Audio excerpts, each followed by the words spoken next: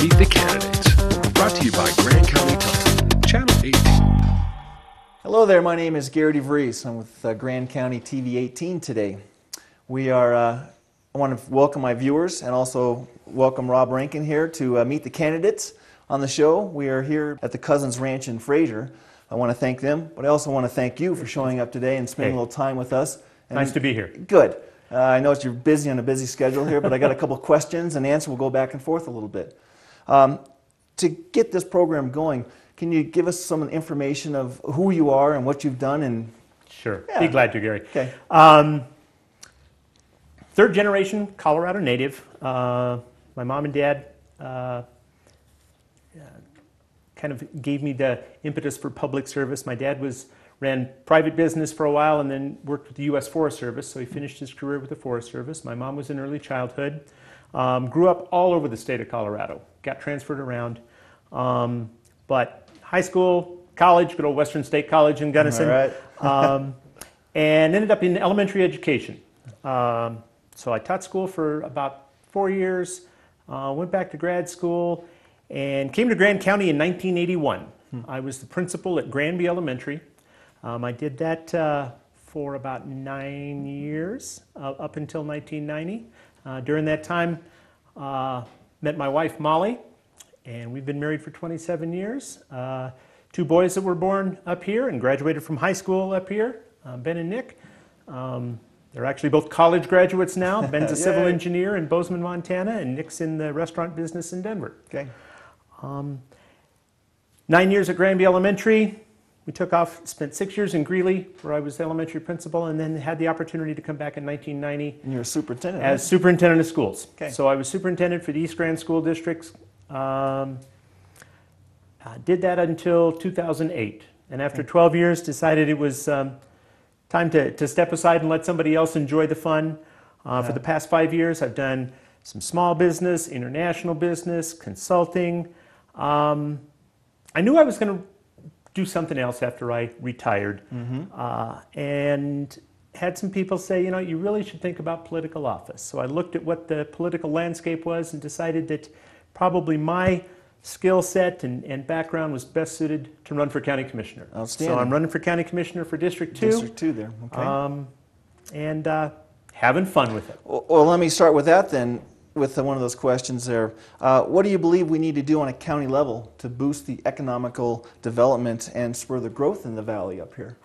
What would you like to do? Yeah. I think that the commissioners recently made a good move in terms of hiring an economic development coordinator.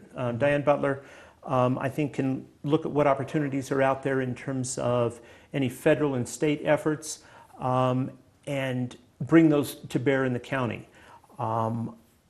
The efforts that the town of Granby and the Cipriani family started with the Ciroli Institute and Patrick Brower with the Resource Initiative, I think, is a really solid way to look at building from within. Okay. I think whatever the county can do in terms of fostering those efforts from people that already live here, doing that, and then making sure that we have the infrastructure. Whatever we can do in terms of... Are you talking about government infrastructure? The government, well, it's the government infrastructure that would also be for economic development. We obviously have to have high-speed internet as fast and as widespread as possible. The number of people that can work from home anymore, and I've been able to do that for the past 8 months, just in terms of computer. When I'm spending 1 day a week in the office and the other 4 days working from home. So if the county can look in terms of fostering that, looking at transportation, we're one of the few, if not maybe the only resort community that doesn't have a viable public transportation system. From town to town? From town to town, when we're looking at our workforce and our visitors. The one that's operating within Winter Park, expanded into Fraser a bit, really is geared more towards our visitors and not so much in terms of our workforce. But when you look at Steamboat, Summit County, the Roaring Fork Valley, Vail, they have extensive transportation networks. And I think it's something, we've had the studies up here. What can we do in terms of possibly fostering that? The reality is that Grand County is going to be boom and bust. We are reliant on a second home industry and tourism and visitors. Whatever small businesses we can have in the service capacity to help that, that's going to be our lifeblood. If we can attract some other entities to come here, that would be to our advantage. And I think that that's where Diane can help there. But we're not on an interstate highway, and we don't have a large commercial airport, although the Kremling Airport is a very viable airport for commercial traffic on a limited basis. So those are the things that I think in terms of the economic development, and really still though to capitalize on the people that are here, their passions, their interest, and their expertise. Makes sense to do that.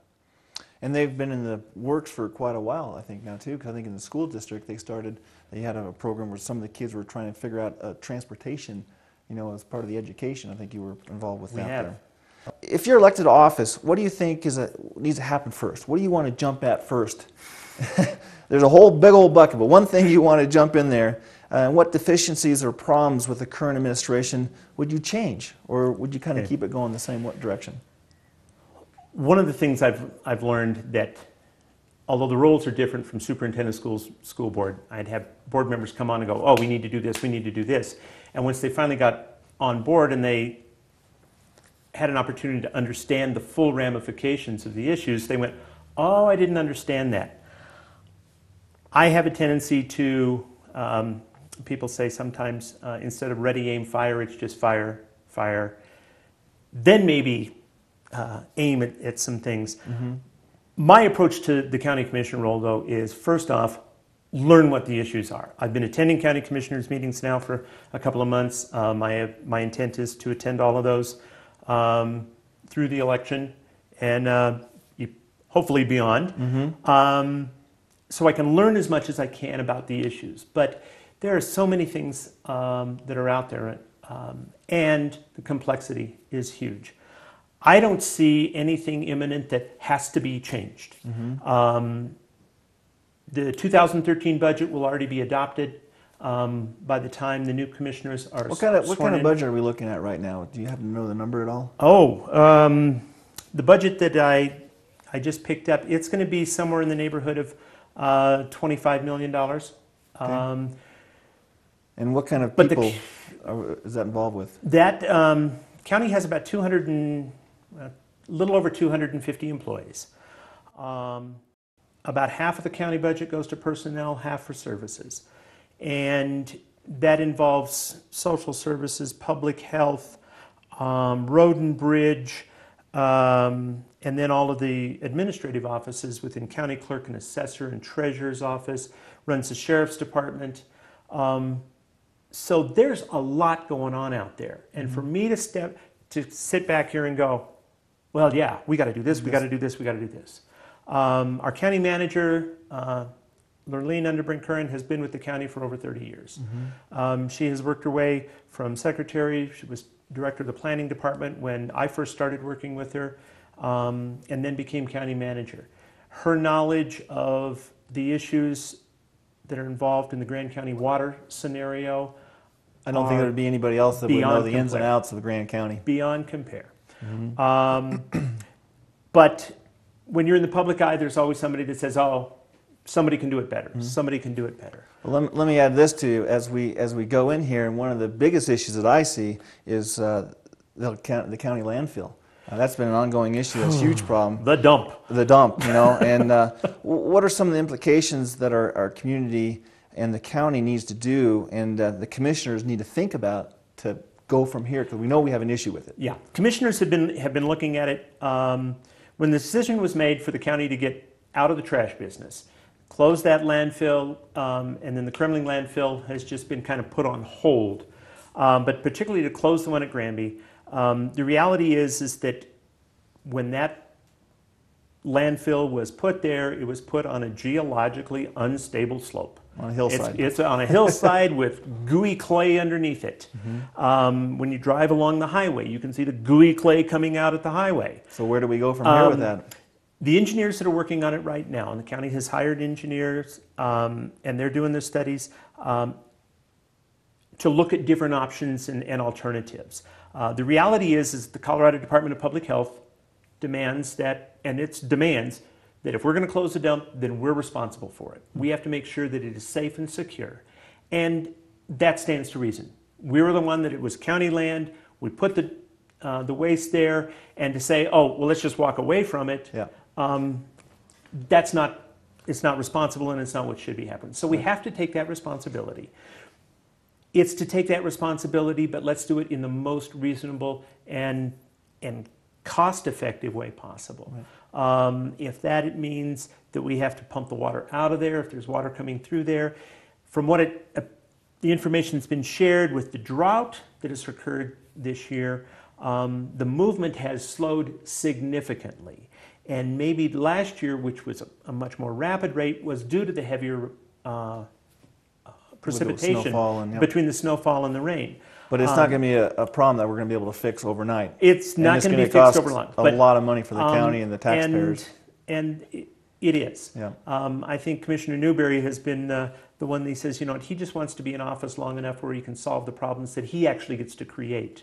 The landfill's one that was one of those unanticipated consequences. Yeah. When you make decisions, all of the decisions that have to be made, it's not just, okay, what are the ramifications you have to look out there? What's the long-term impact of that? And that's difficult to do. It is difficult to do, but I've got a crystal ball. Well, on that note, let's take a break right now on Grand County TV 18 with Meet the Candidate with Robb Rankin right now, and we'll be back after this commercial break. Thanks.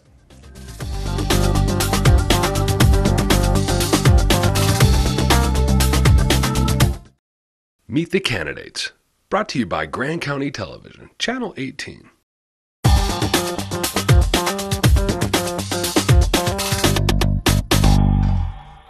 Hello there, I'm Gary DeVries with TV 18 and Robb Rankin. We're meeting the candidate Robb Rankin here today. Another question I have for you that's been a big issue here is with the increase of demands from the Front Range on the water supply, what will you do to ensure that we have enough water in our community, in our valley, and our rivers up here? I think that the work that the commissioners have been doing for the past 6 years, and really the county's been doing for the past 6 years, is still in the right direction. The agreements that were signed both with Denver Water and with Northern, the 1041 firming permit, they've got deliberations that are coming up in early October. For that, I believe it's still crucial. The flushing flows, make sure that there's a bypass in there so we can keep a healthy, even if it's a stream on that upper Colorado. But the complexity of the water issues started a long time ago. And it's one that I am learning, but I still believe that the county's on the right direction. I'm in favor of the approval of the firming project with the conditions in terms of the flushing flows and the bypass around Windy Gap, so we can keep that part of the river healthy. And I think it's crucial for that to go forward. We also need to respect the interests of the irrigators down on the west end, and with some of their original parts, so it's positive. So is it basically, if I understand this right, with your knowledge of what's going on with the water flow, you're comfortable with what's happening, and we can sign it off to the agreement, because there's some other people that don't want to really sign off on that agreement, but you're comfortable with it. And do we need to make any mandates to it or any changes to it? Is it too late? I am comfortable with it. I think that, for one, the public hearings have already been held. I think for some of the people to come forth now, it's like when you get married, you speak now or forever hold your peace. The opportunity was there to speak, and when they didn't come forward, now they're going, oh yeah, and by the way, those arguments have been heard. I still think proceeding, like I say, the commissioners are in deliberations in early October, and hopefully a decision will be reached, and we can move forward in terms of looking at the healthy streams and valleys and environment that way. Okay. I know you're involved in the school system for several levels over the year, which you described in the beginning there.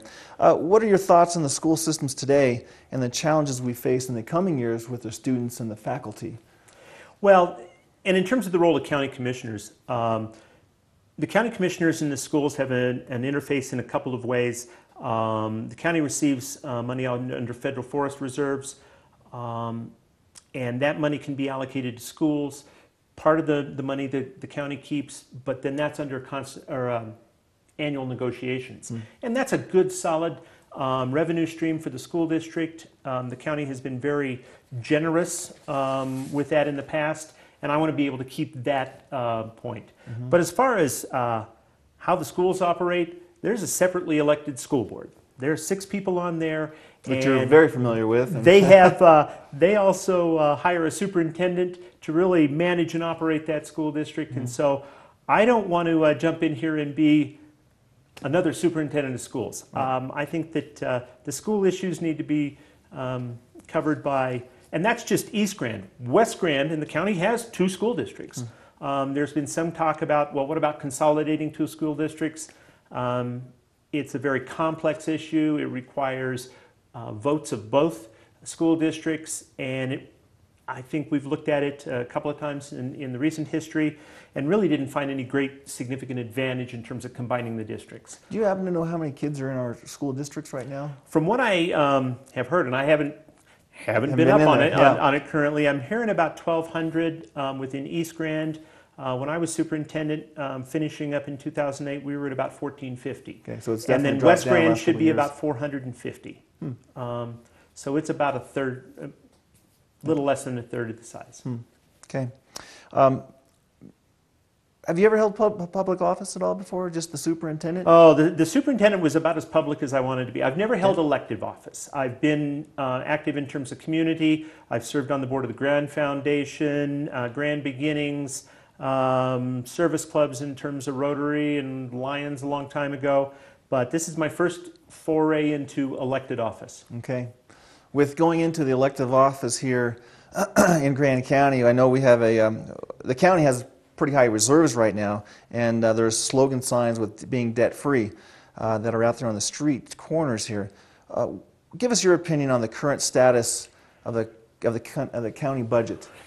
The county has been very fiscally responsible and very conservative in terms of their fiscal nature.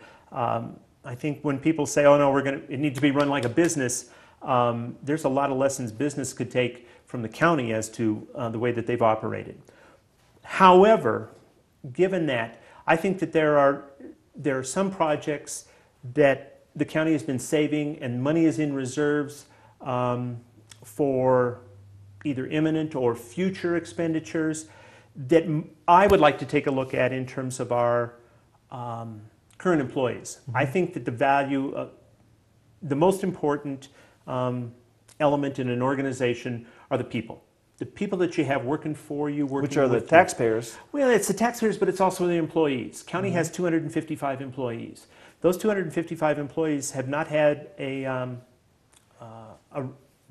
raise really of significance within the past 4 years. Their gas bills have gone up, their fuel bills have gone up, cost of groceries have gone up. And I think in terms of being able to compensate those employees, because that does come back in terms of an economic benefit to the community.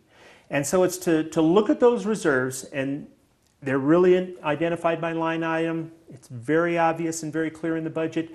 And to say, okay, do we still need money set aside for and I'm going to use just as an example, the Fraser Valley Parkway. The county has money set aside in reserves for the Fraser Valley Parkway. Is that still necessary? If so, okay. If not, maybe we can turn that and put it into compensation for employees. Okay. As we get ready to leave and meet the candidates here, what are some of the last-minute thoughts that you'd like to, give to the folks out there to vote for Robb Rankin? I think I've had a career, 33 years, dedicated to public service. Public service, it's not something you jump into lightly. You've got to have the thick skin. I've had experience making the tough decisions, and there are tough decisions that you can't skirt around. When I talked to some people. They said, well, Rob, people have not always agreed with your decision, but they've understood them and they've respected them. Mm-hmm. And to me, that was a great compliment. That I think I've always stood up for what I believe was right and represent the constituents out there, the people that I represented. Mm-hmm. I think I can bring a balance to the role of county commissioner in terms of I'm an avid skier, mountain biker, kayaker, enjoy Grand County. People said, well, when you retire, aren't you going to move away to somewhere? I'm going, why? We live in a place where other people come to vacation. Right.